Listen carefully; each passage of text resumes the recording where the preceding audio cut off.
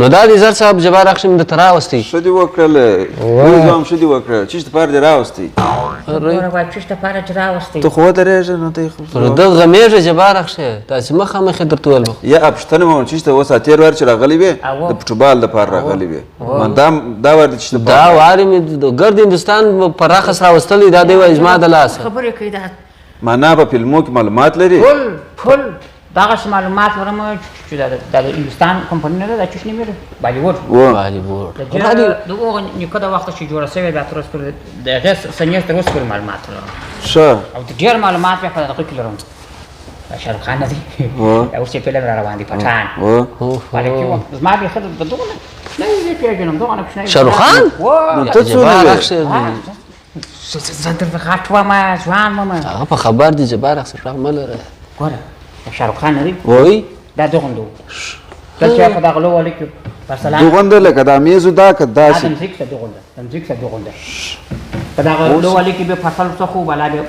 کاغذان ټولول څوک ستا څه شوی شاهرخ خان شوی خو شاهرخ خان به کاغذان ټولول ما ته به رالی جبار اخشه د سلمان خان فضابوي په هغه وخت کې هم ستا نوم جبار اخشه ما سلمان خان فضابوي بالا مې سلمان خان ټول ما ولې فضا کړ دغه سکان نو هغه د هندوستان هسې در دې ځای پورې څنګه فضا د دې ځای دغه ځای جګر د افغانان چې دغه سلمان خان ته مې دا سکان ورکړ دا بدن چې اوس جوړ دی دا زما په سکان دا رقم څه پړسېدلی دي هغه بل نه دی هغه بل امیر خان هغه دوم نه کې اوس چې دغه نه دی لاسې لکۍ جبار اخښي ته خبره واوره هغه امیر خان نه دی هغه ته دغه د غوږو په چینور کړی دی زما د پیټرو سم د غوږونو خاص و غوږونو دغه نو ستا بیا ولې په د خوا بدېدل خدای دوست وای خوا جوړې په بل هغه ما استولی دی شاګر مې و دا اکچنګ دی که چې دغه مار وشوي دغه چم نه دی ګوره د دې چکې دا رقم نه رقم شي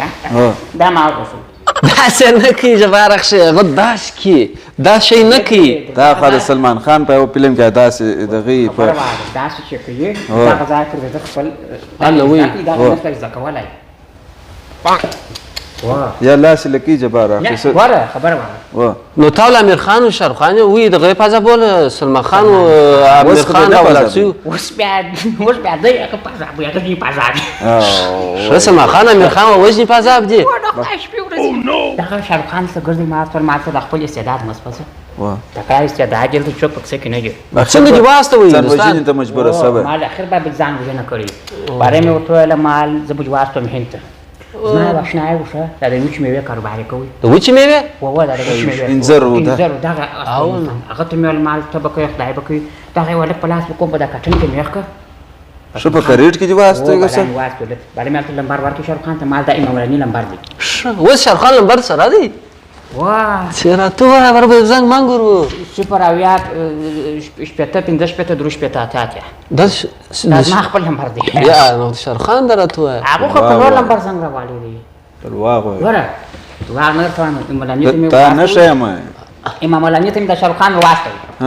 امام علي پېژنې ماملاني وا در مندر راته نه وی هغه دومه چې اوس کړی دی اول فلم کې هغه کاغذ کې ورکړي و دی وایي شاهرخ خان د ورشتان چې داسې رژمنځ کړي دي بیا ما د هغه رئیس نه جاړوي دا خبره ده نو دا څومره مخکې زنګ راوالي و جبار اخشه بیخي کارونه خراب شي ماملاني زنګ راو یا خپل شاهرخ خان زنګ د پټان فلم دپاره دغه تر مخه زنګ راوالي و بیخي د هر فلم دغه کومه ناکامه شي ته یو نظر راکړه باره دې څه په باره مې ورته ویل مال ګوره زه به داسې نظر کوم داسې فلم جوړ کړه باره مال نوم بېله زه وښیم چې مال پټان